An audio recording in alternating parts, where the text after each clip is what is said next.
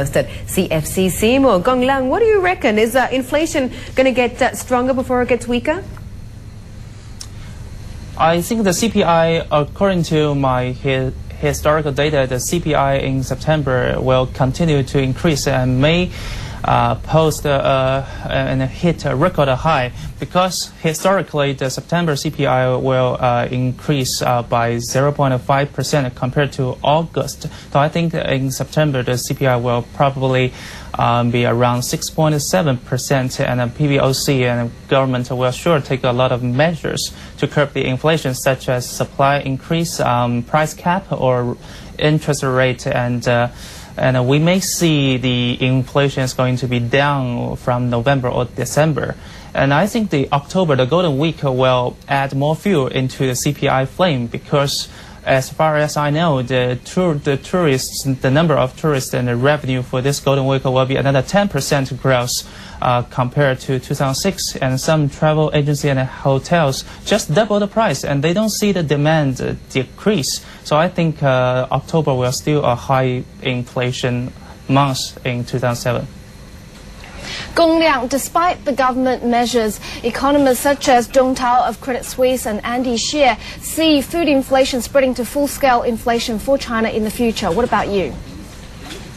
Yeah, I agree with them that the inflation is inevitable because the huge liquidity is coming. We cannot stop it in the short term, and RMB appreciation is still lukewarm, but sure, it is understandable for the health growth of the export sectors. So inflation is another way to release the heat from the economy, and the government still have a lot of measures, because from the CPI components, a lot of price that it is not fully reflected in market. Only the food price you can see, and the other commodity price is fully controlled by the government. Still, the real CPI will going up until I think until China really finds a new way to release their liquidity overseas. So you're expecting more inflation cooling measures. Indeed, we got some measures this morning which were targeted at the property sector specifically.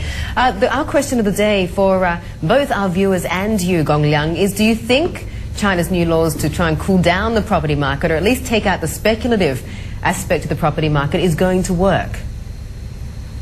I think this time the measures are targeting at speculation and protecting the banking sectors rather than dragging down the price of the housing price in the Tier 1 or Tier 2 cities, because the government really afraid of the subprime crisis again emerged in Chinese banking sectors, and the CCB just lowered their real estate exposure according to their announcement 1 week ago.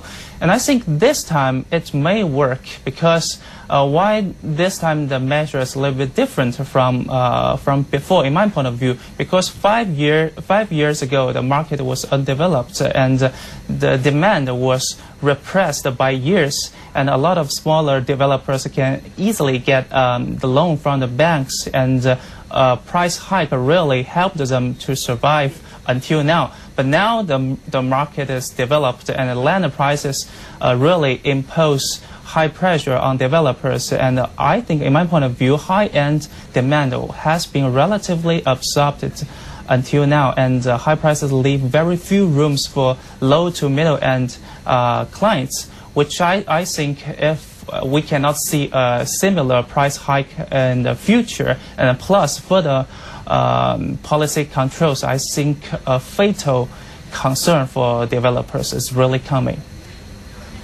Gong Liang, what do you think of the so-called asset price circle, where higher property prices feed into higher stock prices for developers, then they pay higher prices for land, that leads to higher property prices again? How concerned are you about these risks? You mean people can get some money from the stock market and they can afford higher prices? Sure, it's a kind of a temporary phenomenon, as we can see from the June to August that a lot of new demand are coming from the stock market. But I cannot say what actually the demand are coming from. Sometimes it comes from the overseas, some comes the local, the private entrepreneurs, and they really have money not only from the stock market. Sometimes the stock market and the real estate market are are mutual interacted, but sometimes they go opposite. I think the stock market is a temporary phenomenon rather than real estate. Real estate, I think the asset bubble is not so easy to be cooled down unless there's a really drag down for the whole economy, but we don't want to see that to happen again. Gong Liang, I was actually talking about property developers' stock prices going up, which allows them to afford higher land prices, and that feeds into higher property prices. The land prices, sure, they are going. They are in a hurry to go to IPOs to get more money to make a bet on the land bidding. I think it is only way for them to go for the next 5 years. Otherwise, they have few land reserve. That's all the ways that all the developers trying to do. Sure, they will keep the high price land reserve, and they're trying to sell it at a higher price. But I don't think their margin will be sustainable at that speed, because we cannot see the demand in the next 5 years. But their cost for land cost is really going up already. Thank you very much for joining us today. Wu Gongliang, research analyst, CFC Seymour in Hong Kong.